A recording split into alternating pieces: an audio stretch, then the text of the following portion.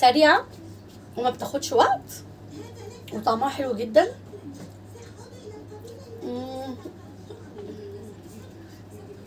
تنفع معاكم لو اي حد ضيف جالكم عايزين اي حاجه كده سريعه تقدمها له وجديده في نفس الوقت، هتبقى طعمها حلو جدا بجد يا بنات. جربوها وفعلا فعلا فعلا مش هتبطلوا تعملوها، لانها فعلا حاجه كده ديش يعني جميله جدا بجد والله.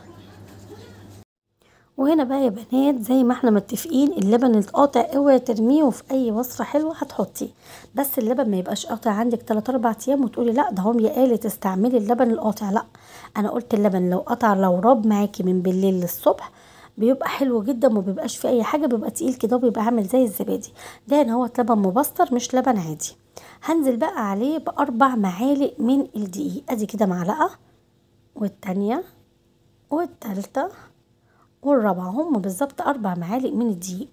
وهننزل كمان عليهم بمعلقتين من النشا، ادي اول معلقه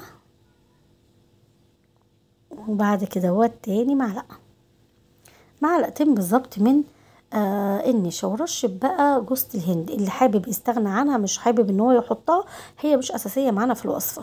وبعد كده هنزل بكوبايه تاني من اللبن العادي، يعني اللبن بقى بتاعنا احنا العادي مش القاطع، لا اللبن اللي هو العادي. هنقلبهم كويس جدا مع بعضيهم. بعد كده هنزل ب3 معالق من السكر. ما تزوديش السكر في الوصفه ديت عشان احنا لسه هنكرمل سكر. مكسناهم حلو جدا مع بعضيهم وفي حله بقى على النار، وهنبتدي ان احنا ننزل بالخليط بتاعنا كل ده. وبعد كده شويه ميه كده صغنطاطين، طبعا احنا مش هنسيب اي حاجه في البوله فحطينا كده شويه ميه. وبعد كده عملنا كده البوله حلو وهننزل بيها على طول. هنبتدي بقى ايدينا على طول في قلب الخليط مش هنسيب الخليط خالص من ايدينا. هنبتدي ان احنا نقلب، بس طبعا واحنا بنقلب كده هنحط قطعه من الزبده، برضو قطعه الزبده هنا معانا اساسي في الوصفه بتاعتنا. هنبتدي ان احنا نقلب لغايه لما تديني خليط زي خليط البشاميل كده او خليط كده تقيل، عامل كده بالظبط زي خليط المهلبيه او اتقل كمان منه سنه. خلاص كده الخليط تقل معايا بقى ما شاء الله عليه، ما خدش وقت خالص، يعني حوالي كده دقيقتين على النار مش اكتر هتلاقي الخليط تقل معايا، لان احنا حاطين 4 معالق طبعا دقيق ومعلقتين من النشا، فهيربط معانا على طول كده. خلاص الخليط بتاعنا تقل وهنسيبه بقى على جنب يبرد. هنا هنزل بقى بكوبايه من السكر، بس انا ما زودتش السكر، بس يا ريتني فعلا كنت زودته.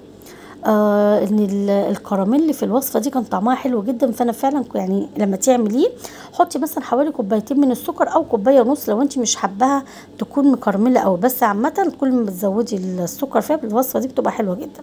مش هنيجي طبعا عندها خالص الا لما نلاقي السكر ابتدى كده يعمل لون من الجنب، هنبتدي بقى ان احنا نقلبه. اول لما الكرمله بتاعت السكر بتاعتي تتكرمل وتبقى حلوه جدا هننزل بقى بالخليط بتاعنا. ما تسيبيش اي حاجه في قلب الحله بتاعتك او اي حاجه انت عامله بيها خساره، بجد الخليط ده كان طعمها يا بنات هايل جدا جدا جدا. وهنبتدي دلوقتي ان احنا نمكس كده الخليط مع بعضه. واول لما نحس ان هو خلاص جمد كده من على الوش، يعني ما مش بيلزق ولا حاجه، هنبتدي بقى نضيف كده رشه جوز الهند كمان. وانا قلت رشه جوز الهند دي اختياري، وهنسيبها بقى تبرد خالص من غير ما نيجي عندها، يعني هنسيبها كده تبرد مش هنيجي عندها خالص الا لما تبرد عشان خاطر لما نيجي نقطعها ما تتقطعش معانا كده. بالظبط قعدت معانا حوالي ساعه، طبعا الجو ساقعه فالحاجه بتبرد معانا على طول. قعدت بالظبط كده معانا ساعه، نبتدي بقى نقطعها ونقلبها، بس وانتي بتقلبيها هنا خدي بالك لحسن تتقطع منك، لان هي فعلا خفيفه جدا ورقيقه جدا، فخدي بالك وانتي بتقلبيها كده تتقطع منك. طب انتي عارفه القلبه ديت عامله زي قلبه ايه؟ زي قلبة لقمة الباشا بالظبط، بنقلبها نفس النظام، بس بنبقى حاطين من تحت جوزة الهند مش كرمله، يعني والله بجد يعني الحاجه المحروقه دلوقتي بقى لها قيمه، يعني اي حاجه كده تكرمليها كده وتحرقيها بيبقى لها قيمه. بس طبعا الكراميل بتاعنا مش محروق زي ما انتم شايفين كده اللون بتاع الكراميل حلو جدا وكان مظبوط مظبوط مظبوط، وكان مخلي طعم الوصفه تحفه. انا برضو رشيت كده رشه جوزة الهند كده من فوق، انا كده قلبتها لقمه الباشا على طول، وكان بجد شكلها وطعمها كان حلو جدا يا بنات. اللي وصل بقى معايا لغايه يا ريت طبعا يعمل لي متابعه، واللي مش متابعني يعمل لي متابعه ويعمل لي لايك حلو كده اهو، طبعا فضلا وليس امرا.